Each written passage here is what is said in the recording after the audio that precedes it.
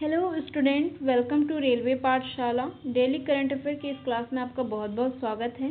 तो चलिए आज के क्लास को स्टार्ट करते हैं। आज का पहला क्वेश्चन है क्वेश्चन नंबर फर्स्ट। निम्न में से किस दिन अंतर्राष्ट्रीय आपदा जोखिम न्यूनीकरण दिवस मनाया जाता है? Option A 10 October, option B 11 October, option C 12 October, option D 13 October. तो इसका सही आंसर हो जाएगा ऑप्शन डी 13 अक्टूबर। अंतर्राष्ट्रीय आपदा जोखिम न्यूनीकरण दिवस हर साल 13 अक्टूबर को मनाया जाता है। इस दिन का उद्देश्य प्राकृतिक और मानवीय आपदाओं से होने वाले नुकसान को कम करने के लिए जागरूकता फैलाना है। इस दिवस की शुरुआत 1989 में संयुक्त राष्ट्र महासभा के आह्वान पर की गई थी, जिसका उद्देश्य आपदा जोखिम जागरूकता और न्यूनीकरण की वैश्विक संस्कृति को बढ़ावा देना है। इस दिन सरकारों, संगठनों और नागरिकों को आपदा प्रबंधन की रणनीतियाँ विकसित करने के लिए प्रेरित किया जाता है। अब बढ़ते हैं आगे क्वेश्चन की ओर। शहरों में वन्य जीव और पारिस्थितिक पर्यटन को बढ़ाने के लिए वैश्विक वन्य जीव मेला कहाँ आयोजित किया गया? Option A Patna, option B Bhopal, option C Delhi, option D Haridwar. तो इसका सही आंसर हो जाएगा ऑप्शन सी दिल्ली। अगला क्वेश्चन है क्वेश्चन नंबर थर्ड। दिल्ली में स्थित अखिल भारतीय आयुर्विज्ञान संस्था एम्स भारत में रोबोट की मदद से किडनी ट्रांसप्लांट करने वाला कौन सा सरकारी अस्पताल बन गया है? ऑप्शन ए पहला, ऑप्शन बी दूसरा, ऑप्शन सी तीसरा, ऑप्शन डी चौथा। इसका सही आंसर हो जाएगा ऑप्शन ए पहला।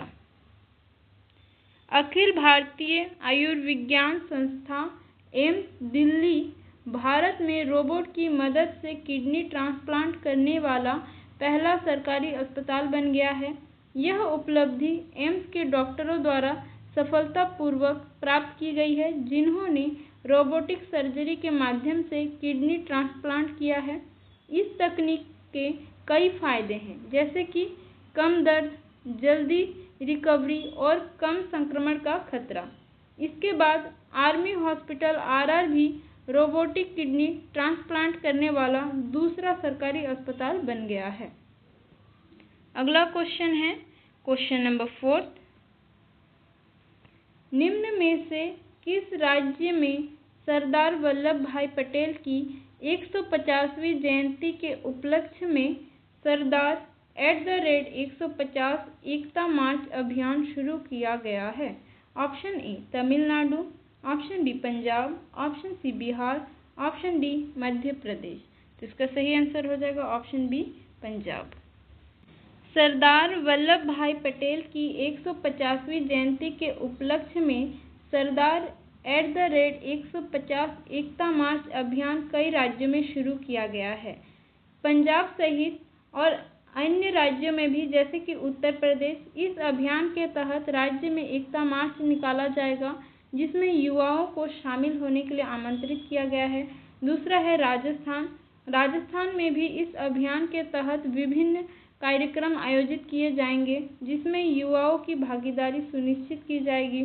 तीसरे नंबर पर आता है गुजरात। गुजरात में भी सरदार पटेल की जयंती के अवसर पर विभिन्न कार्यक्रमों का आयोजन किया जाएगा और पंजाब में भी यह आयोजन किया जाएगा।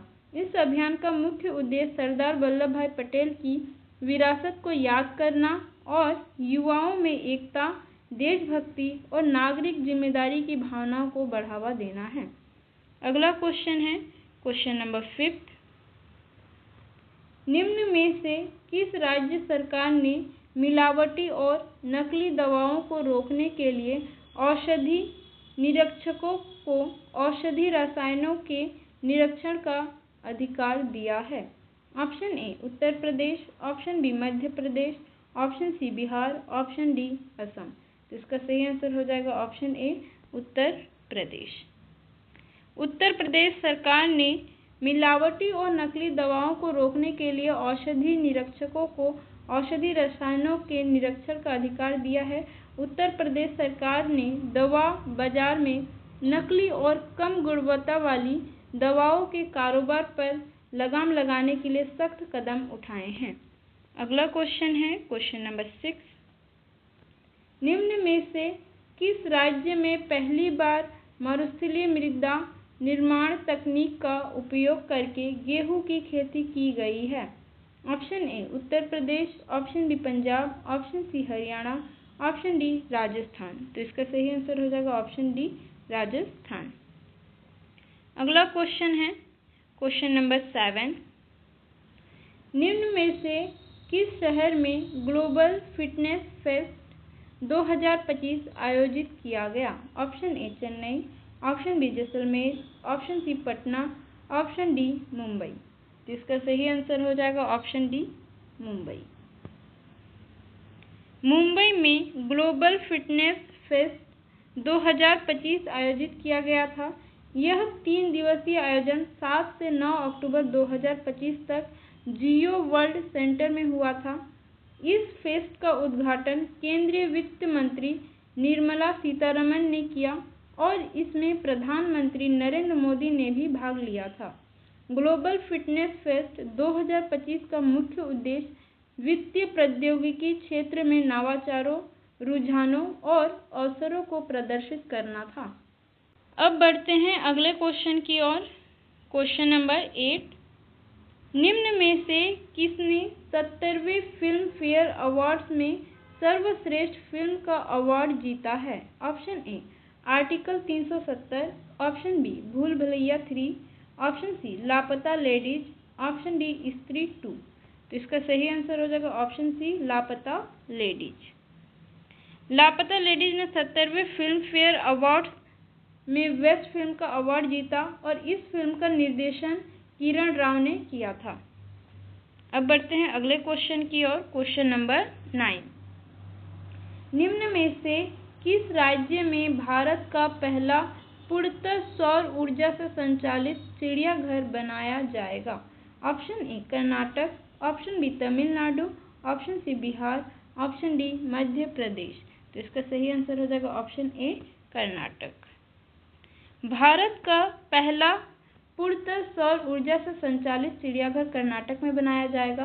बेंगलुरु का बेन्नेरघट्टा बायोलॉजिकल पार्क इस परियोजना के तहत 1 मेगावाट के सोलर प्लांट से अपनी सारी बिजली जरूरतें पूरी करेगा। यह पहल न केवल ऊर्जा की बचत करेगी बल्कि पर्यावरण संरक्षण में भी महत्वपूर्ण योगदान देगी। इस परियोजना के तहत चिड़ियाघर में सौर ऊर्जा का उपयोग करके जानवरों के बाड़ों को रोशन करने, पंखे चलाने और अन्य सभी बिजली जरूरतें पूरी की जाएगी। अब बढ़ते हैं अगले क्वेश्चन की ओर। Question number 10। निम्न में से किसके द्वारा मुंबई वन नामक भारत के पहले इंटीग्रेटेड, यहाँ पे मोबिलिटी कर लीजिएगा, मोबिलिटी ऐप को लॉन्च किया गया? Option A Amit Shah, option B Narendra Modi, option C Droupadi Murmu, option D Devendra Fadnavis. तो इसका सही आंसर हो जाएगा ऑप्शन बी नरेंद्र मोदी।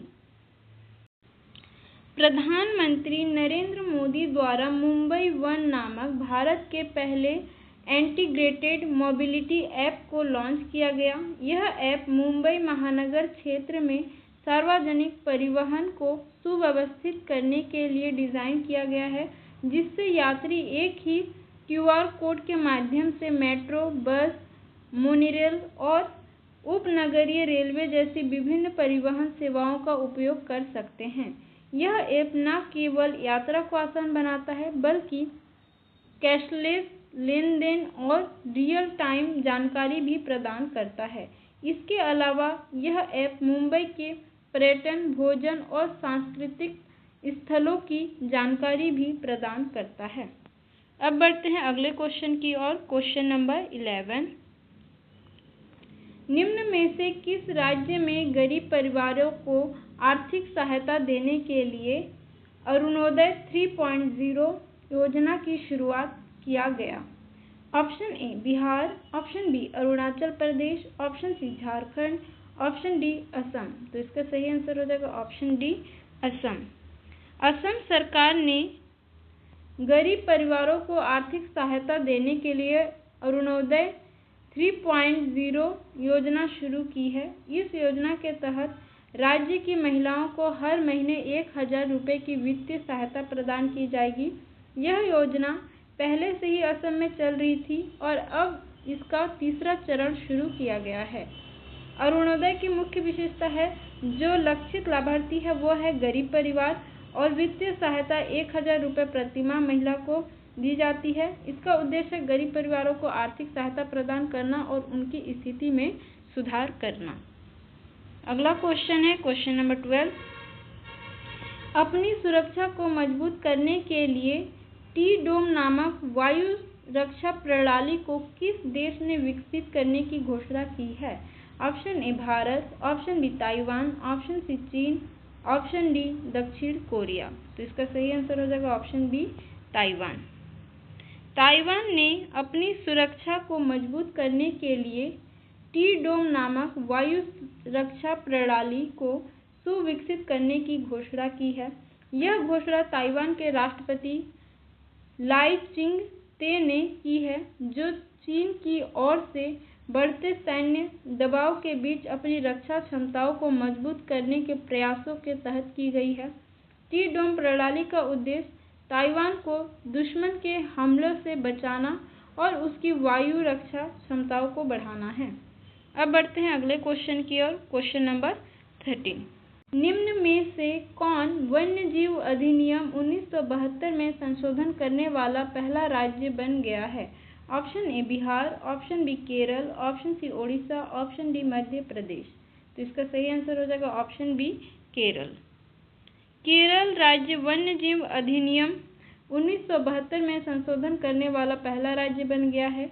मुख्यमंत्री पिनराई विजयन ने कहा कि केरल विधानसभा ने राज्य में मानव पशु संघर्ष की बढ़ती घटनाओं को कम करने के उद्देश्य से वन्यजीव संरक्षण संशोधन विधेयक पारित किया है।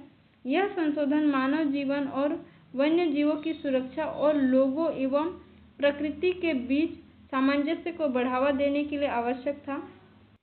तो आज की क्लास को यहीं तक रखते हैं। आशा करते हैं कि आज की जानकारी आपको पसंद आई होगी, आज के क्वेश्चन आपको पसंद आए होंगे। यदि आप चैनल पर नए हो तो चैनल को सब्सक्राइब कर लीजिएगा। इस तरह के डेली करंट अफेयर की क्लास के लिए मेरे चैनल को सब्सक्राइब कर लीजिएगा और वीडियो यदि आपको पसंद आई हो तो लाइक कर दीजिएगा। वीडियो के लास्ट तक बने रहने के लिए आपका बहुत बहुत धन्यवाद। Thank you for watching.